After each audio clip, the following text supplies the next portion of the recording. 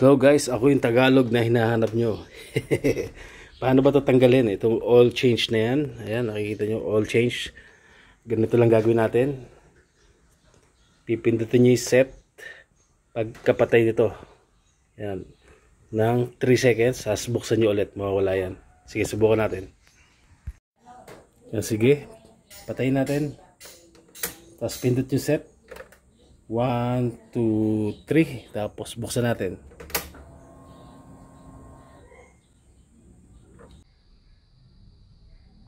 Yan, nawala na, napansin nyo? Wala nang oil change. Alright. Ayos, diba?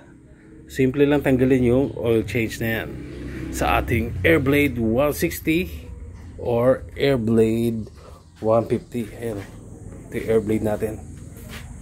Ayos ba mga beloveds? Pogi talaga yung Airblade natin, diba? Yeah.